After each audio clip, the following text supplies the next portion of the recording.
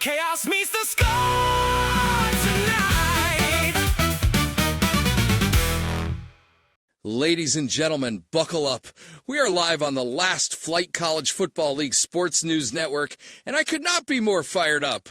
I have been waiting since the Boca Raton Berserker Rhinos took on the Florida Atlantic Owls to break down the madness, the miracles, and the absolute mayhem that only the LFCFL can deliver.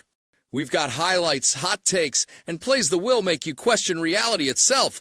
Let's dive in. The University of Boca Raton Berserker Rhinos wasted absolutely no time reminding the Florida Atlantic Owls why you never ever leave your secondary and man coverage against a team that trains by tackling parked cars.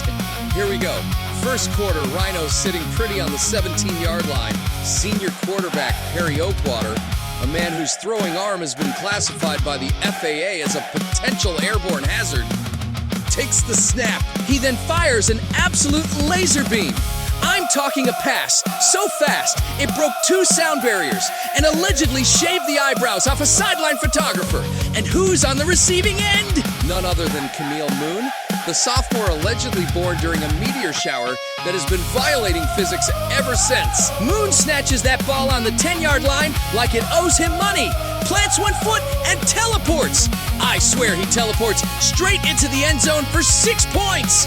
The Owls defenders gone vanished, possibly still searching for him in another dimension. That's 6 on the board, and chaos erupts in the stadium. What a start.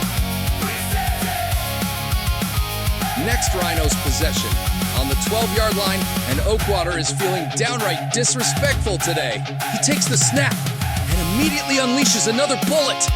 This one's so tight, it could have threaded a needle-wearing shoulder pads. James Ericson, the junior tight end out of Colorado, a man built like a refrigerator that learned yoga. He hauls it in, runs around an owl like he's brushing lint off a suit jacket, and strolls into the end zone. Another Rhinos touchdown, another defensive coordinator reconsidering his career choices. All right, buckle back in, because Oadwater is officially in video game cheat code mode. Rhinos lined up. He takes the snap and drifts all the way back to the 35-yard line, like he's casually checking his email back there. Then, boom! He launches a moon-piercing missile downfield. I mean, this ball had its own flight plan. Waiting in the end zone is Heyward, the junior wideout who catches footballs the way black holes catch light. He's blanketed by an owl. Doesn't matter! Heyward snatches it out of the sky, plants both feet, and secures the touchdown like it's the last slice of pizza at a team meeting. Rhinos put up another 6, and the Owls' defensive backs are now legally allowed to file emotional distress paperwork.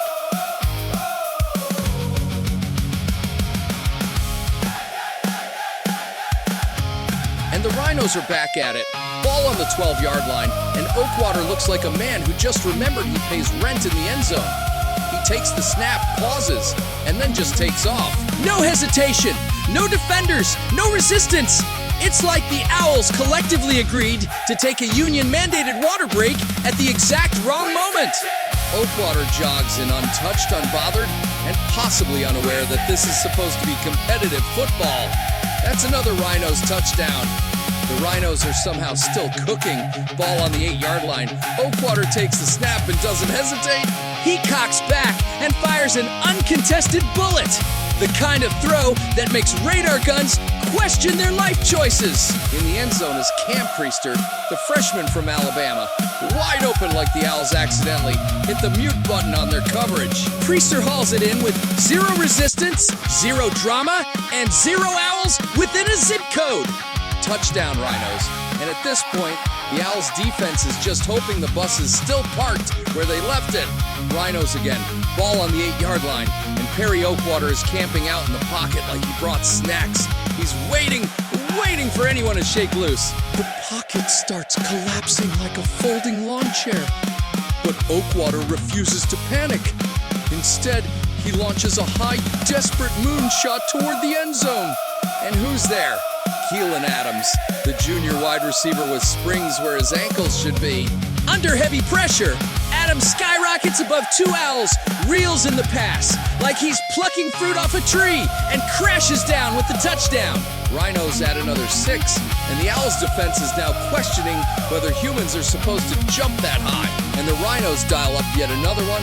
Ball on the doorstep, and Oadwater is practically smirking. He takes the snap, looks to the corner, and drops a perfect fade into the end zone. Waiting there's Keylen Adams, the wideout who treats defensive backs like optional scenery. He snatches the ball at full extension and taps down for 6 more points, like it's a casual Tuesday. Another touchdown for the Rhinos, and at this point, the Owls might start checking if the rule book allows subbing in their math department. And there you have it, 7 touchdowns, 0 mercy, and a whole lot of Rhinos chaos. Perry Oakwater played today like he was speed running a video game, and every receiver on the roster took turns violating the laws of physics, from Moon's meteor-borne sprint to Adams' gravity-defying grabs. The Rhinos' offense didn't just dominate, they submitted a formal request to rename the end zone after themselves. The Florida Atlantic Owls? Well, they showed up, and sometimes in the LFCFL, that's the bravest thing you can do. That wraps up our highlight reel for tonight. I'm Chip Thunderly, and this has been the LFCFL Sports News Network, where the hits are loud, the plays are wild, and the rulebook is more of a polite suggestion.